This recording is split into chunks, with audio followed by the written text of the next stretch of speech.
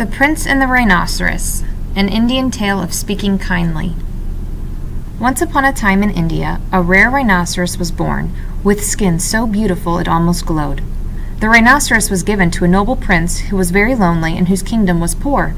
The prince was so delighted with the unusual gift that he laughed joyfully, so he named the little calf Great Joy. The prince treated the rhino with great kindness. He fed her rice, fruit, and choice tender plants, and he almost spoke in a kind and gentle voice. Great Joy grew and was very happy. The prince thought Great Joy was quite beautiful. At sunrise she would be golden. At sunset she would be a canvas of pink and red and orange, and later the dark blue of evening. Sometimes after a rain she would reflect everything around her. She seemed almost enchanted. "You're so wonderful and special to me," the prince whispered softly. In time, Great Joy grew into an enormous rhino. She was very strong. One day she thought about her good life with the prince and what she could give him in return. "I'm only a rhino, but I can use my strength to help him earn gold for his kingdom." She suggested to the prince that she compete in a contest of strength against the town's strongest bulls. A rich merchant with many fine oxen agreed to the wager.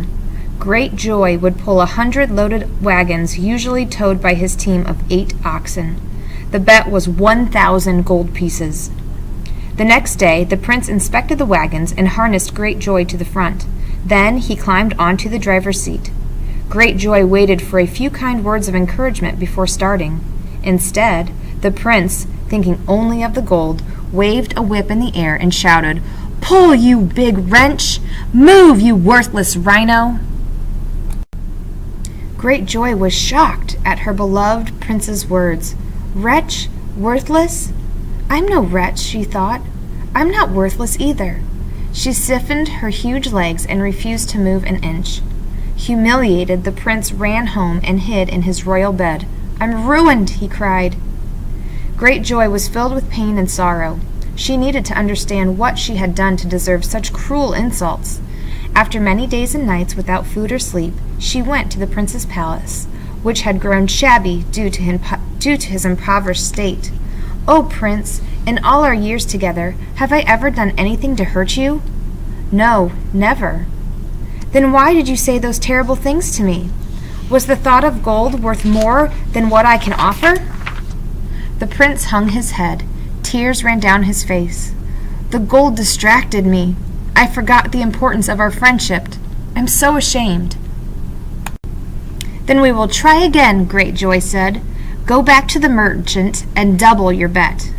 Again the carts were loaded, and Great Joy was harnessed to the front. The prince climbed up and sang out, "All right, you marvelous marvel, you splendid rhino, my Great Joy, it's up to you." The powerful rhino snorted, pawed the ground, and charged forward. Her sides heaved as she pulled until the last cart crossed the finish line. The townspeople cheered wildly as they covered her with the garlands of flowers and strands of tinkling bells. The prince collected his 2,000 pieces of gold, then humbly thanked Great Joy for a job well done. That very evening, the prince and the rhino walked along the river in the red glow of sunset.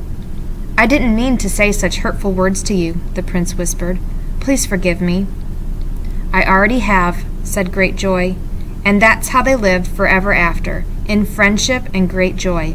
Never again did any unkind word pass between them.